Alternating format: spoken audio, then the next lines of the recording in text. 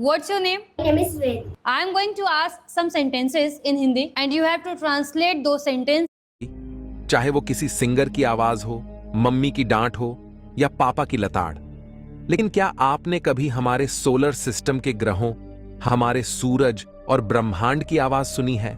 आप सोच रहे होंगे कि अंतरिक्ष में तो वैक्यूम है और वहां कोई भी मीडियम नहीं है जो साउंड पैदा हो सके। ऐसे में ये ग्रह आवाज कैसे कर सकते हैं? तो मैं आपको बता दूं कि वैज्ञानिकों ने अलग अलग ग्रहों और सूर्य के इलेक्ट्रोमैग्नेटिक रेडिएशन को साउंड वेव में कन्वर्ट किया है। जब इन आवाजों को सुना गया तो वैज्ञानिकों के होश उड़ गए।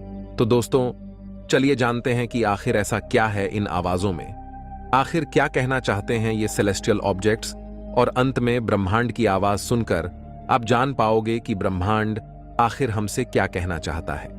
अगर हम अपने सोलर सिस्टम की यात्रा करें तो सबसे पहले हम पहुंच जाते हैं सोलर सिस्टम के सबसे पहले और छोटे ग्रह बुध पर। बुध ग्रह एक ऐसा प्लेनेट है जो सूरज के सबसे करीब है और लगातार सूरज की गर्मी को झेल रहा है। लेकिन इसके बावजूद भी जहां दिन में मरकरी का तापमान 430 डिग्री तक पहुंच जाता है, वहीं रात में ये -173 डिग्री की ठंड में कांप रहा होता है। वैज्ञानिकों ने मरकरी से आ रहे सिग्नल्स को सोनिफाई किया तो कुछ ऐसा साउंड सुनाई दिया।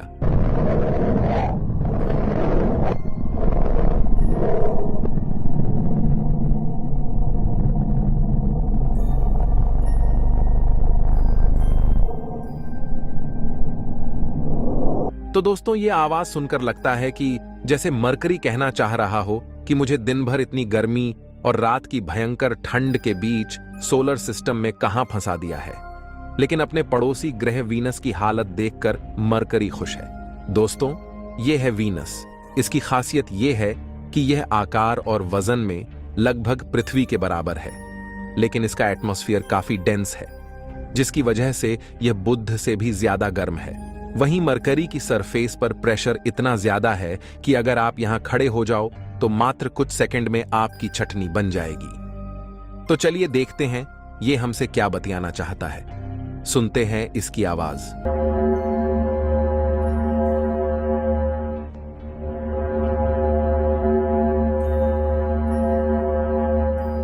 तो दोस्तों, शुक्र की आवाज सुनकर लग रहा है कि ये हमें घंटी बजाकर पहले से वार्निंग दे रहा हो कि भाई इधर मत आना वरना एल लग जाएंगे। लेकिन दोस्तों, शुक्र है कि हम पृथ्वी पर काफी मजे से रहते हैं और इसी वजह से हमारी पृथ्वी की आवाज कुछ ऐसी सुनाई देती है।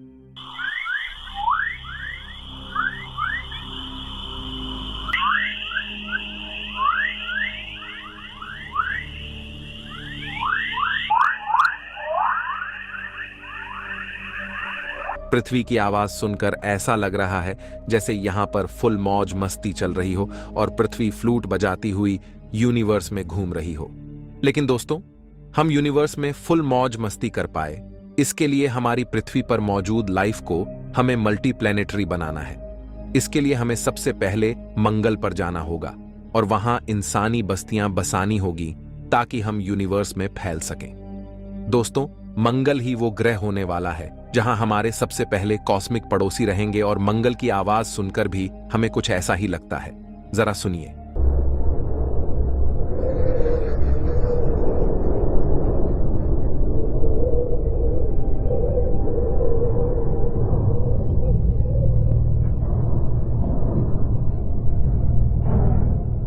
इसे सुनकर लग रहा है मानो मंगल हमें बुला रहा है, एक होप दे रहा हो ताकि इसे टेराफॉर्म करके हम इसे बदल पाएं। इसके आगे अगर हम जुपिटर ग्रह पर चले जाए तो मैं आपको बता दूं कि जुपिटर पर हम कभी रह नहीं सकते, क्योंकि यह सोलर सिस्टम का सबसे बड़ा गैस का गुब्बारा है।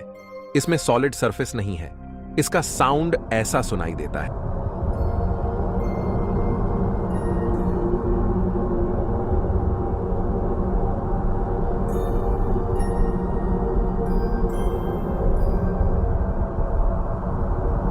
इसे सुनकर आपको क्या फील हो रहा है? दोस्तों, मुझे तो लग रहा है कि जुपिटर हमें वार्निंग दे रहा है कि अंतरिक्ष में आगे काफी खतरे हैं। हालांकि जुपिटर और मंगल के बीच मौजूद एस्टेरॉयड बेल्ट भी एक खतरा है। यहीं से डायनासोर को मारने वाला एस्टेरॉयड आया था। अगर हम बचते बचाते आगे पहुंचे सैटर्न के पास, तो सैटर्न की खूबसूरती को देखकर कोई भी सख्त इंसान पिघल जाएगा। लेकिन सैटर्न की आवाज सुनकर आप थोड़ा डर भी सकते हैं। यह है शनि की आवाज।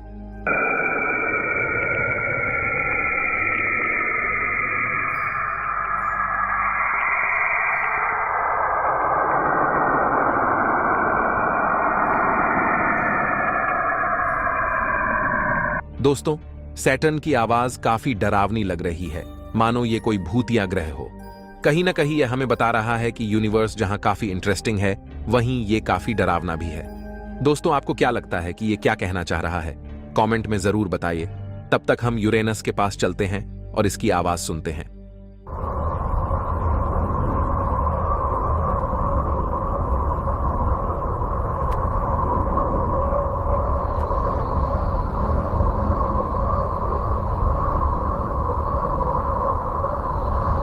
यूरेनस की आवाज सुनकर लगता है हम किसी समुद्र के किनारे बैठे हैं और हवाएं चल।